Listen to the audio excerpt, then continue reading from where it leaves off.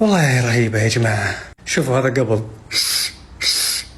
إذا كنت من الناس اللي يتسدد خشمك كثير خاصة وقت النوم أو من جهة واحدة زي أنا، دايم الجهة هذه عندي دايم تتسدد، هذه بتفرق معك كثير من أول استخدام. صدق لو اني عرفت عنها ما سويت العملية بصراحة، هذا رأيي الشخصي وتجربتي. وهذه احسن من اللي صورت لكم اياها قبل. اللي صورت لكم اياها لصقة، فكانت بعض الاحيان ترتفع من هنا شوي، يعني ما تلصق زين، فتقروشني طول اليوم. هذه ما شاء الله تبارك الله ثابتة لانها تستخدم مغناطيس، انت تركب مغناطيس هنا ومغناطيس هنا، بعدين تركب عليه فوقها الأداة السوداء هذه وتفتح.